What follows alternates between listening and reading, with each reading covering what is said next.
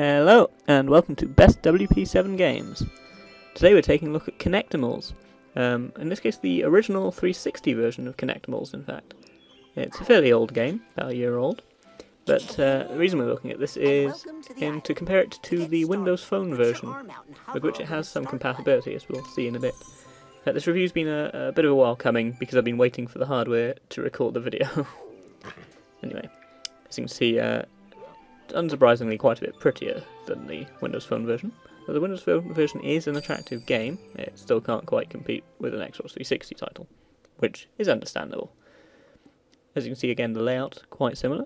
So you've got this map of the island, which is gradually expanding. And there's various different areas you can access, all of which look different.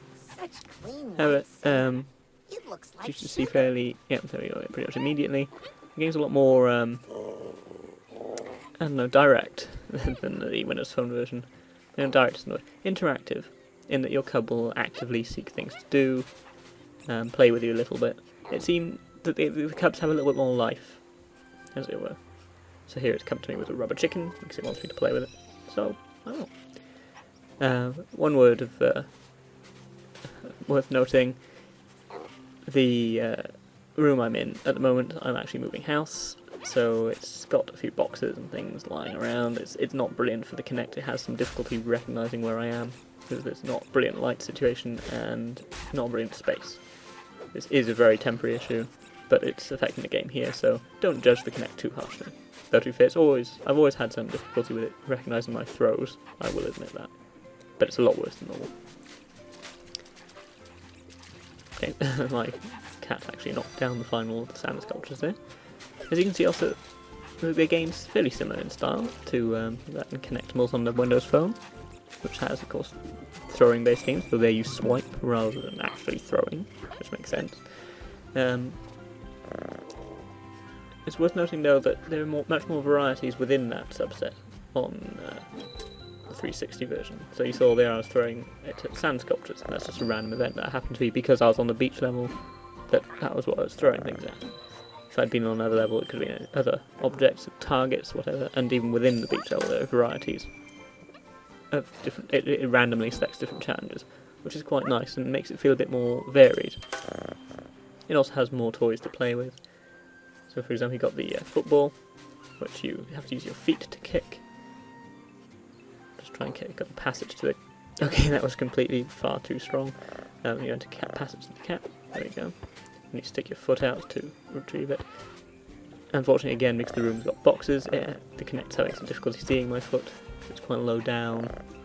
Again, it's perfectly fine. It normally has no difficulty judging where my kicks are going. So again, this is my room's fault, not the Kinect itself. It's a bit more like it. Cool. So yes, it's a little bit more fast-paced as well in some of the modes. I've unlocked a new toy. Actually had to pause it at this moment, so I'll just skip forward a little. As we've seen, there's a bit more variety to the games in the 360 version, and there's a lot more types of game. You're constantly unlocking new types, so there is a lot more variety. But then again, it's also a full-price Kinect game. It's not a £3, or £2.40, was it? I can't remember. Windows Phone title. And it's also, you can't take it on the go. But what you can do with it is transfer the things you've unlocked, specifically the cats you've unlocked, or the current cat you're using, to the Windows Phone version, and vice versa. Which means that if you unlock anything new on the go, or on the Windows Phone version, you can then transfer it to the 360, and the other way around too, which is a nice touch. So you have to go to this scan stone. Again, skip forward because I realised I didn't have the Windows Phone set up.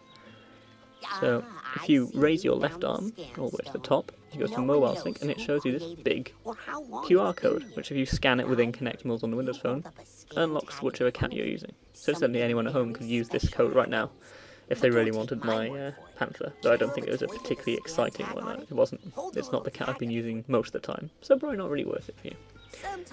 Still, that's how you transfer to, and transferring from the Windows Phone, you just use the orb normally. You don't activate anything, you just walk up to the screen with your Kinectimals game, which has a QR code like that, and it scans it, and then, pow, your the cat you had selected, which unfortunately again was a generic one in this case, will appear.